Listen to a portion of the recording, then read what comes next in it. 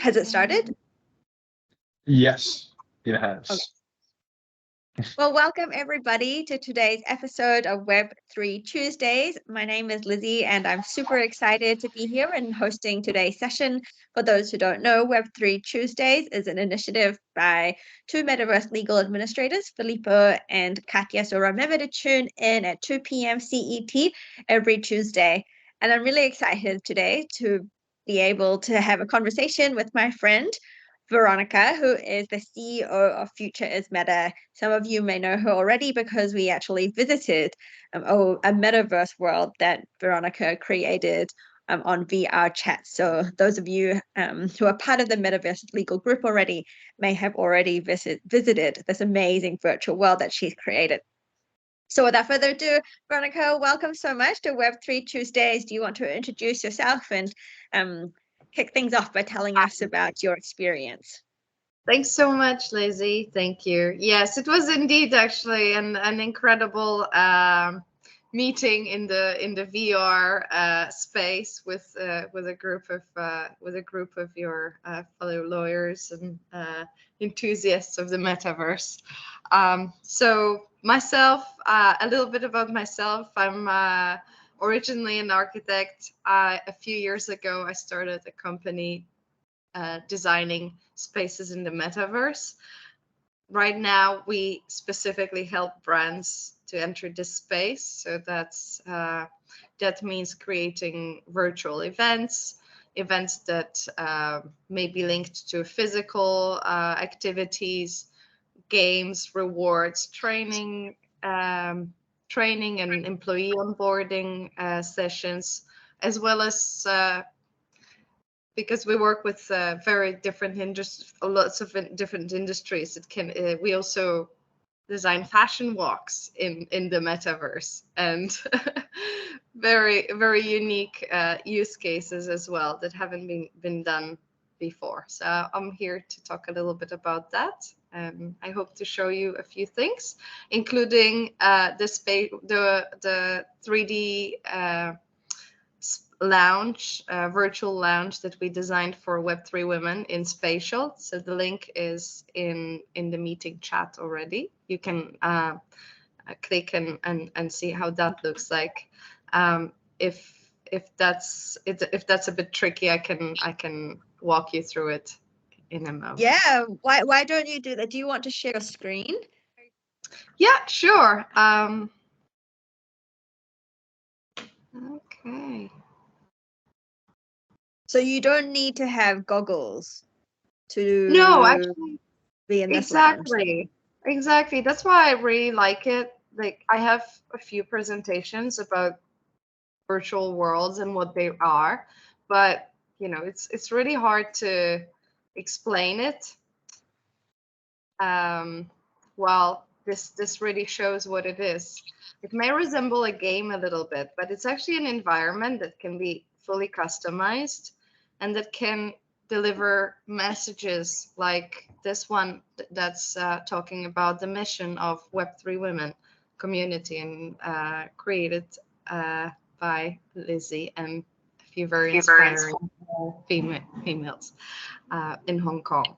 So the incredible thing about this platform is actually the fact that you can join on your phone, you can join on your laptop, and you can join in VR headset. So we can choose our device. There is no preference over it. The quality is similar in all three of them. And we can meet there, we can talk with each other, we can interact, we can even eventually host a Web3TuesDays event in that space. That is really cool. So what we did here, actually, this is a space inspired by Hong Kong, because that's where the community originates from. So there are some famous landmarks that were recently a topic of conversation in Hong Kong, like the Jumbo restaurant that you may see on the left side here. It's it's really a very famous place that lots of people loved that recently capsized. So it doesn't doesn't really exist anymore, apart from our scene in Web3 Women Lounge. You may found some floating dim sum that are delicacy, Hong Kong delicacy. And most importantly, you can also learn about the community and its vision. And oh yeah, that's me. That's me. and members. How are you? It's me. I managed to get Lizzie. in, but I'm a guy, but I haven't figured out Exactly. how to move Yes. yet. So Yeah, I haven't figured out how to move yet though. yes, it may take a moment, but it's actually very quick to log in. Yeah. So if anyone is keen, I recommend using the link and walking down the spiral. Nothing happens if you fall. You can walk back up. So it's a very safe space. I think it's good to really learn and get a hang of actually how to use controls, how to use your even a phone to navigate through that 3D space. Why I'm saying it is because I really believe that this is the future of internet and websites as we know them. In 2D, they're really shifting into 3D spaces. And Yeah, I know this is so fun. Yeah. Oh, there is What a great way to present information. Yeah, I know, Lizzie, that you have a few questions, so maybe I'll Yes. stop walking around and I'll go back to the actual discussion about where this space is, because I can see that these days it's there's a lot of confusion about this technology, where it's going. Is it still being developed, and in what ways? Because because of all the articles, maybe emphasizing some layoffs in different companies. I think it's a strange time for many of us, but I can assure you that a lot of people are working very hard to make sure that the metaverse is becoming a better place, and more of us will want to spend time there. Yeah, me included. And thanks so much for being here to help, demystify the metaverse for us. We had a couple of points that we wanted to cover in this conversation. And the first one was looking at this paradigm shift from the internet of place to the internet of ownership. Can you tell us a bit about that? Yes, exactly. So I recently realized that talking about metaverse and NFTs, really the talk of metaverse and NFTs dominated the conversations about this space last year. And because there isn't an exact definition of the metaverse, it's very hard to define something that hasn't been fully formed yet. A lot of people were getting confused, and I see the trend of actually looking at it as the internet of place. So the metaverse as the 3D version of internet, which is also internet of place, and thinking about what we can do online if it was a place rather than just a screen. Similar thing is happening with NFTs, that the NFT is just, and blockchain is just a technology that will enable us to have ownership in online and on the internet. So really looking at it from actually point of ownership, and the value that ownership of like content ownership, items owned, like the virtual items ownership can give us, is really the way forward, I think. Can you unpack that a little bit for us? Like, how is it different if I own some virtual clothing, like a virtual skin, as opposed to it being an NFT? What difference does it really make? It would still be an NFT, but I guess we don't, when we talk about an internet, we don't really talk about HTML or Python or JavaScript. I think the problem with the metaverse and blockchain was that people working on this technology suddenly expected the rest of the world to discuss technical details of it, which frankly, I think few people care about. Most people really care about what this does for them and what kind of use cases they can improve their lives. So we're really looking more towards this way, and maybe, you know, using this technology, blockchain and NFT technology, somewhere in the background, but really focusing on what it means for people in their daily lives and how it can integrate with traditional payment system, traditional online platforms, and these various devices like laptops, phones, and VR headsets as well. Yeah, I think there is a major shift in like awareness in this sense. Yeah, and can you expand more about like what NFTs are and like what makes them different from other assets? Like some people might understand NFTs as just a JPEG, for example, a picture, but of course, as you say, it's more than that. It's the ownership. Can you unpack that a bit more Yeah, for us? sure. So here I will use a page actually. I have a bit of a presentation Oh, showing. cool. Yeah. Do you see that?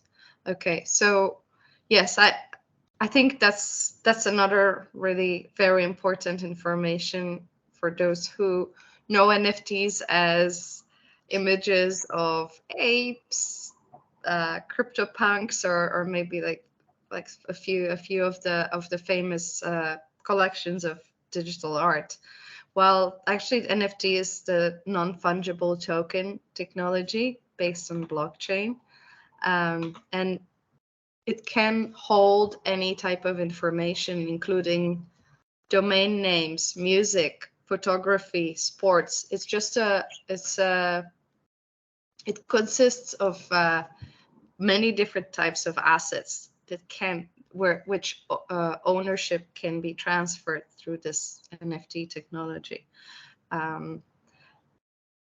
Virtual worlds are a big part of that. So anything in virtual worlds can be an NFT. So it can be owned by its users. For example, you can own your content that you publish, and you can leverage its value. Like you can leverage its popularity, which is not currently happening in social media.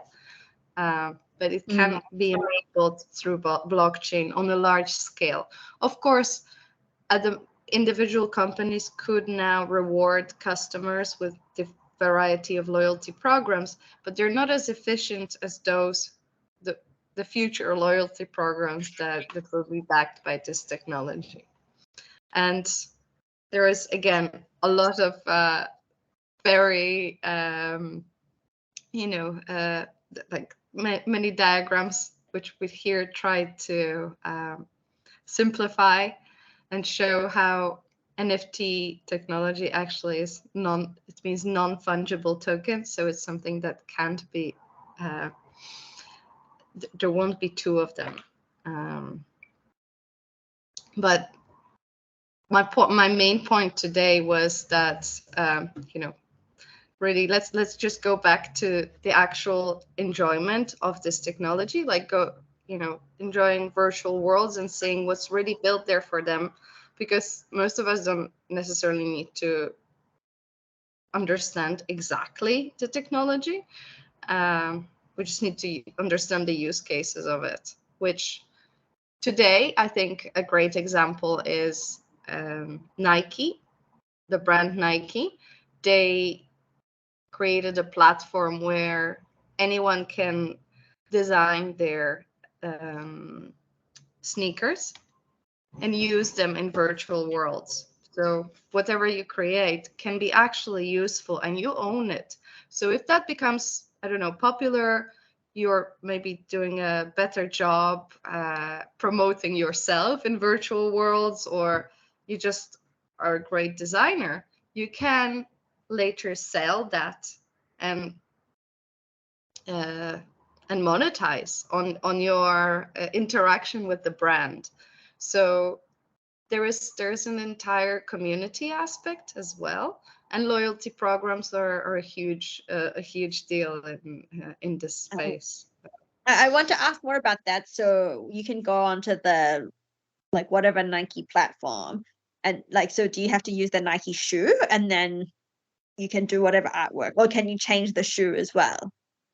Yeah, so it is still in early phases, but you can already customize a lot of that. Yes. And Then oh, what if you make something totally original? Like then does it have any connection with Nike anymore?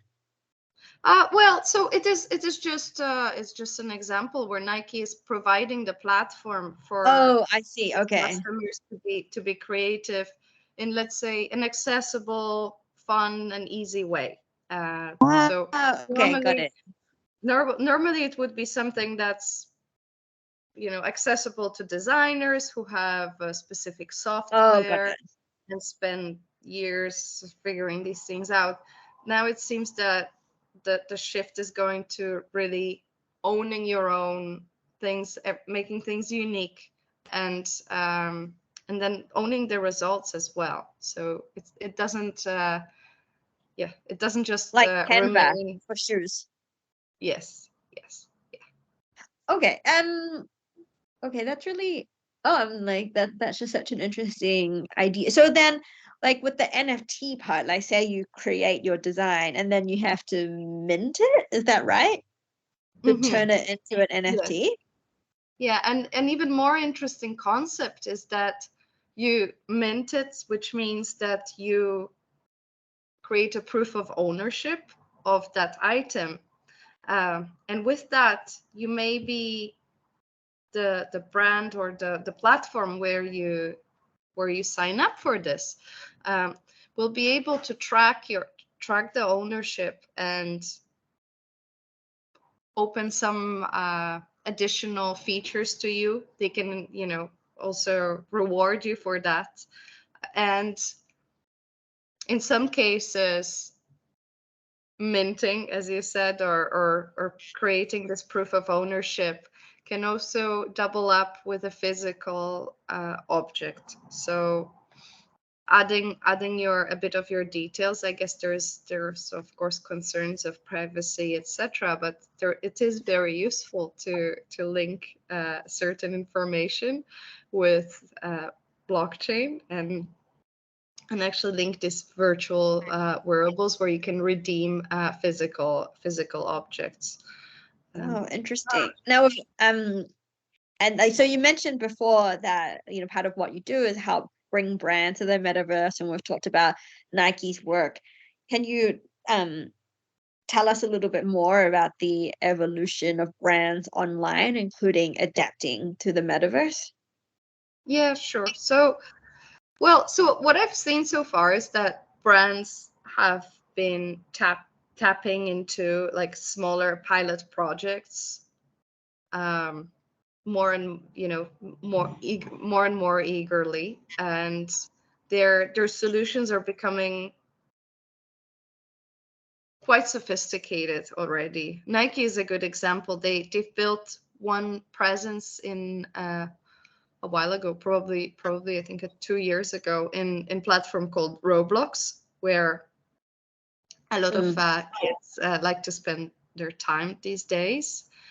They've built an experience center, and I guess that proves to be successful because they continued to improve their virtual offering and ended up developing this platform, which is focused towards community and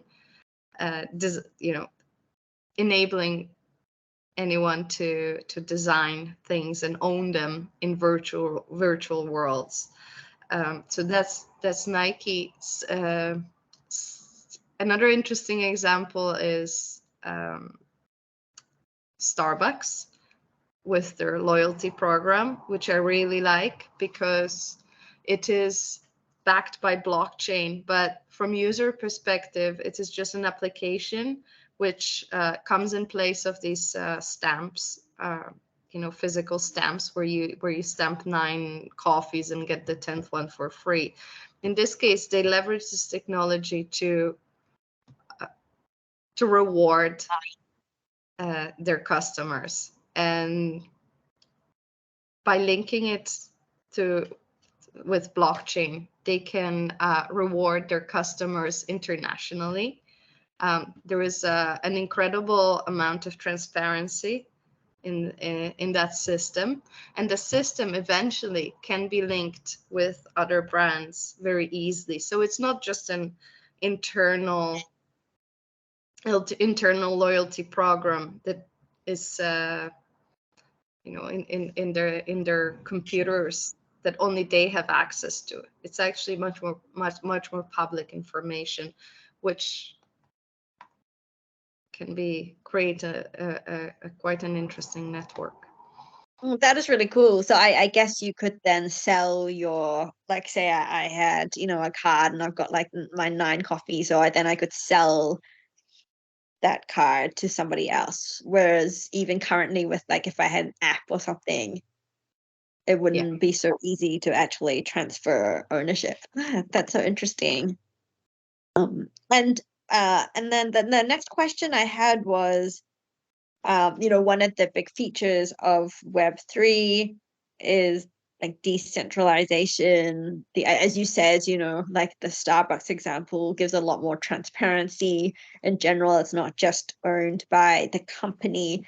I wondered if you might comment on these, like, power dynamics in the metaverse. Yes, of course. So it seems that, especially in Hong Kong, I speak to a lot of companies that are trying to build their own metaverse. There's huge interest in that space, and I believe that the idea of metaverse is actually for it to be decentralized. But I guess you can look at it in a similar way to internet again. So it will be a number of platforms. Some of them are privately owned. Some of them can be DAOs. So that means decentralized autonomous organizations. An example of that is a very successful decentraland.org, which is a platform owned by its community. That's probably a topic for a separate Tuesday, but I can see space for a variety of different companies, from very centralized to very decentralized, to exist in the metaverse. And in terms of power dynamics, I'm sure you're aware of a few big players moving towards this space. But because it's such an innovative technology, there's also an incredible amount of startups really thriving in this space. And company called Spatial is a good example of that. The platform where I showed you, Web3 Women World. They made an incredible progress, and they're making the building of virtual worlds accessible to wide public. If someone is not a designer, doesn't have any experience, they can just open spatial.io and create their default world. It's more of a template, but still you can create your own room and have a private meeting with a friend instead of calling them over the phone. I think it's it's a big deal, because it shows that the future of Zoom may be in these virtual spaces, and the future of our of a lot of our meetings. Instead of traveling around the world to catch all the business meetings, we may find ourselves doing a little bit more immersive experiences. So I love that, and that's something, you know, that we're really actively considering in the international arbitration space. The Dubai International Arbitration Center recently announced that it's created a metaverse platform for people to resolve their disputes there, although I don't think it's actually yet accessible to the public. And I think, Katya's in the audience, but Katya actually led one of our recent metaverse legal trips to Altspace VR, where we were in creator mode. So I think, you know, we were like building little huts. I was not able to do this, but you could like create like little pails of water and like croissants in the sky. It was really fun. But wouldn't it be great to be able to create like your own hearing room, for example? So we've got 4 minutes left until we're at the half hour, and I just wanted to see if anybody had any questions or comments. It doesn't have I to be do now. actually.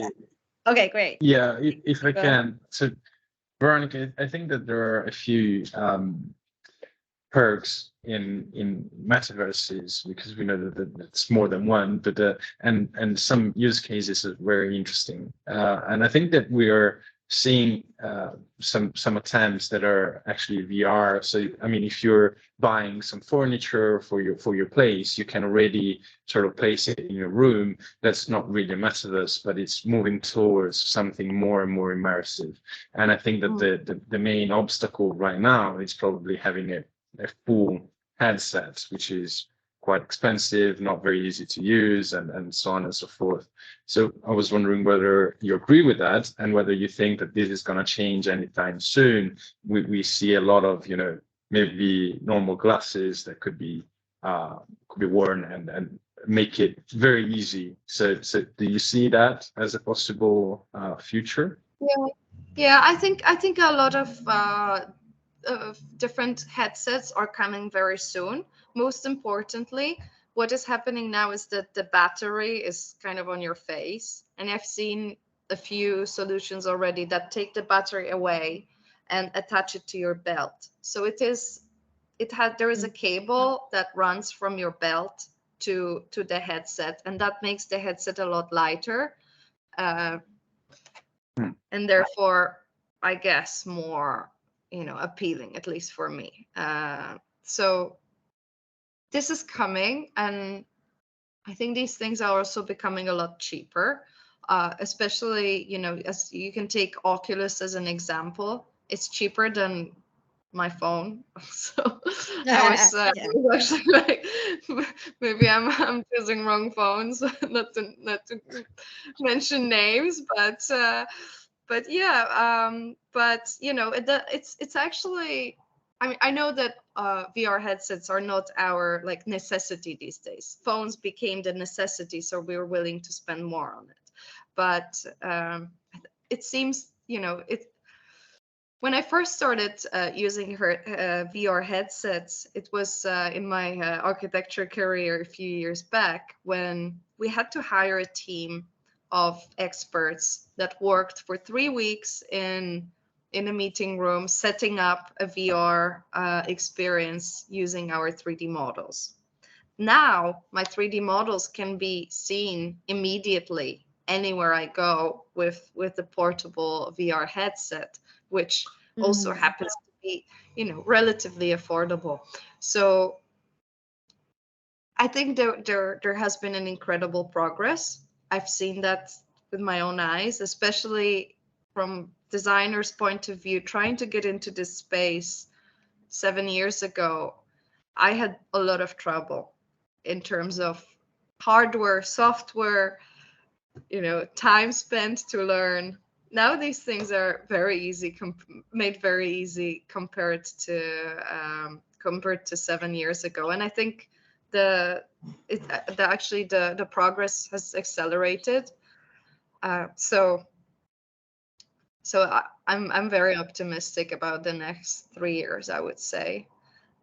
Headsets, but also another actually pleasant surprise, I guess, happened this year is that more platforms developed solutions available on phones. So that's where I see that we're going towards the user and what users needs rather than expecting users to adapt. So spatial journey, a few of these popular virtual worlds are developing solutions that work on all devices, and I think that's the key to really for this to succeed and for everyone to ease into it slowly.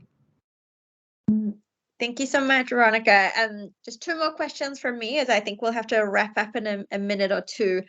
One is, apart from VR headsets, have you looked into like gloves or other forms of clothing to access the metaverse? Sure, of course. VR? Of course. Yeah. Of course, that's probably next step, but it's especially haptic suits and gloves.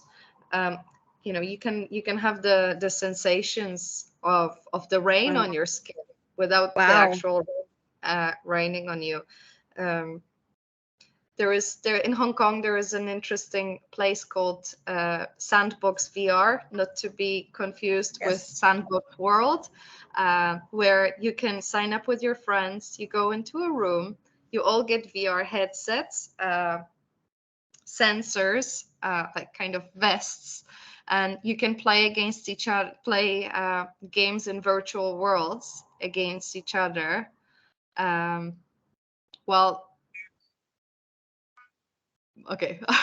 Being in the same room, but thinking that you may be in the universe or underwater or in some completely imaginative spaces.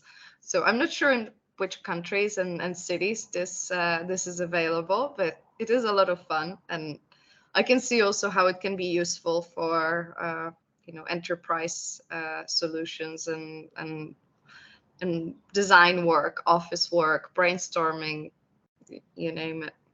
It's awesome. And my last question relates to Hong Kong, which is where we both are. I was wondering if you've been to the Metaverse MTR station. Not yet. Yeah, I read about it. Somewhere in the Metaverse, I think. I saw an ad for it in the MTR. I think it's a government initiative, maybe with Sandbox World. I'm not sure, but I feel like we should explore that for the next the next event. Yes. Well, Hong Kong, there's so much going on in this space in Hong Kong. It's hard to keep track. I will look for it, and I'm very excited. We'll have to do a follow-up for Web3TuesDays. Thank you again, Weronika, for your time. This was such an interesting conversation, and we'll look forward to the next one with you. So everybody who's listening in, please remember to tune in next Tuesday. See you later. Lizzie, Weronika, there's a question in the chat. Do we have an extra 30 seconds to address that? Oops, sorry. Sure, of course. Any thoughts on using Metaverse for commercial purpose? Sorry. Does it have to have potential? I can't read the rest of the question. Okay. Well, it's already being used. Actually, VR headsets, the best VR headsets are now being used for commercial purposes. For example, in hospitals, factory lines, aircrafts, simulators for various use cases. Let me write. It's called. If you're interested. Sorry, Magic. The headset is called Magic Leap 2, and they actually realized that because of the quite relatively high price, they need to focus on enterprise use, and they've developed a lot of very interesting products. I'll definitely check it out. Thanks, Kelby. Well, then, thank you very much. Thanks a lot for your time. Awesome. Shall we take a screenshot for LinkedIn? Sure. like, so the thing is, okay, let me try to do this thing because Teams has a thing where like my image is very small. Can I you can do that thing try. where you put us all in like there's some option where you can like put us all like on a bus or something or in a meeting room. It's pretty cool. On a bus? No, I don't know how Yeah, to do like that. okay. I don't seem to have the setting either. Do you know how to do it, No, Veronica? To be honest, I'm not Okay, the don't worry most, about this. Okay, don't worry about because it. I'll this just take a screenshot on my phone. is Teams, On right? my I can yeah, take one on oh yeah. the laptop if you Oh smile. yeah. 3, 2, Okay. 1, go. Okay. Okay, I great. should Thank have you so taken a much. view. Thanks again for your time, Thank you. Veronica. See you on Friday, Filippo, and thanks, Katya and Kelby, and like our last guest. So Thank you thank you very so much, much. everybody. Have a See you good next time. Thank you. day. Bye. Bye. Thank you. Bye, guys. Bye bye.